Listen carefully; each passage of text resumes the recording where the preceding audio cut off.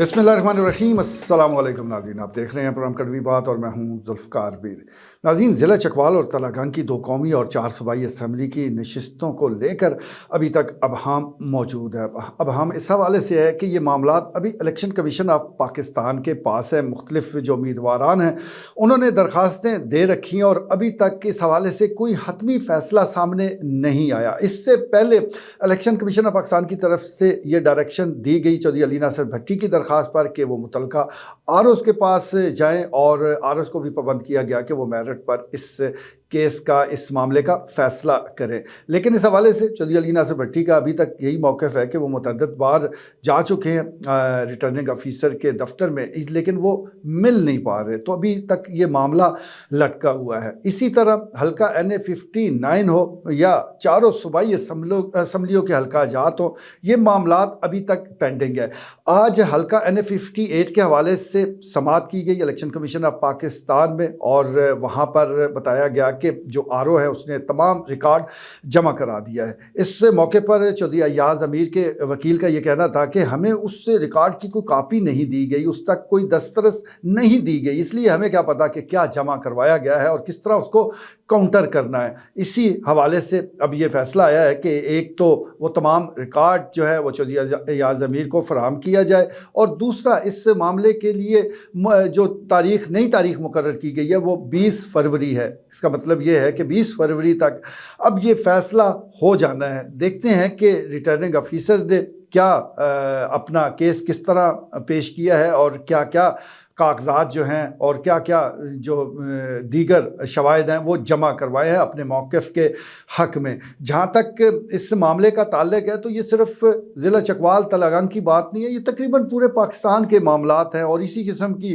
दरख्वास्तें जो है वो इलेक्शन कमीशन ऑफ पाकिस्तान में ज़ेर समाअत है, क्योंकि ये पहला फ़ोरम है। इस फ़ोरम पर जाना ज़रूरी है। अगर आप हाई कोर्ट या सुप्रीम कोर्ट पर पहले जाएंगे तो उन्होंने भी वापस इधर ही भेजना है, इसलिए तमाम दरख्वास्तें यहाँ इन पर समाअत हो रही हैं और उम्मीद है कि 20 तक ये तमाम मामला निपट जाएंगे और फिर 21 से नोटिफिकेशन जारी होना शुरू हो जाएंगे, क्योंकि अब हुकूमत साजी के मामला भी आगे बढ़ रहे हैं। बड़ी जो सियासी जमातें हैं उनके लीडरान, उनके सरबराहान वो कल भी सर जोड़ कर बैठे और असूली तौर पर इत्तफाक राय हो गया है कि मिली जुली सरकार वो बनानी है, यानी PDM-2 को फिर से पाइपलाइन में लेकर आना है। लेकिन शायद इस बार उतनी तादाद ना हो। गुज़श्ता बार जब देखा गया था, जब ये हुकूमत बनी थी PDM की, तो उस वक्त तकरीबन 11 जमातें थी और अब जो कल की सूरत हाल थी उसमें 6 सियासी जमातें इकट्ठी हो चुकी हैं। बहरहाल मौलाना फजल रहमान हो, दीगर और सियासी जमातें हों, उनसे भी रब्ता करने की कोशिश की जा रही है कि वो भी इसका हिस्सा बने। इसमें कोई दो राय नहीं कि बड़े चैलेंजेस हैं इस वक्त, ख़ास तौर पर जो माशी मैदान में चैलेंजेस हैं वो बहुत ही खौफनाक भी हैं, बहुत ही ख़तरनाक भी हैं, बहुत ही तशवीशनाक हैं। तो इस हवाले से बड़े संजीदा इक़दामात की ज़रूरत है। एक दफ़ा फिर IMF का नाम लिया जा रहा है और इस सिलसिले में कहा जा रहा है कि नई हुकूमत सबसे पहले जो काम करेगी वो IMF को दरख्वास्त होगी कि हमें माली तौर पर सपोर्ट मज़ीद दी जाए। अब IMF का नाम आता है तो हर गरीब आदमी, हर मुतवस्सित तबके का बंदा जो है वो खौफ में मुब्तला हो जाता है। उसको समझ लग जाती है कि एक बार फिर उसकी जेब पर डाका पड़ने वाला है, क्योंकि जो एलीट क्लास है, इशराफिया है, उसको तो किसी ने कुछ पूछना नहीं है, उसके पास तो वसाइल की कोई कमी भी नहीं है। सबसे ज़्यादा इससे मुतासर जो होते हैं वो आम आदमी होता है, वो मुतवस्सित तबके का और लोअर मिडिल क्लास का जो बंदा है, गरीब आदमी है, उस पर ही ये सारा मलबा गिर जाता है। क्या ही अच्छा हो कि इस बार IMF के पास जाने से पहले ये जो हुकूमती अयाशियाँ हैं, ये जो हम देखते हैं कि ब्यूरोक्रेसी की जो अयाशियाँ हैं, इसको कम किया जाए तो ज़्यादा अच्छे नताइज मिल सकते हैं। कहाँ इतनी बड़ी बड़ी गाड़ियाँ, अनलिमिटेड पेट्रोल, बिजली का कोई बिल नहीं, कम से कम देना नहीं पड़ता। हाँ, जो कवायद हैं वो तो बहुत कुछ कहते हैं, बहुत कुछ पाबंद भी करते हैं कि ये बिल भी आपने देना है, ये बिल भी आपने देना है, लेकिन अमलन ऐसी कोई सूरत हाल नहीं है।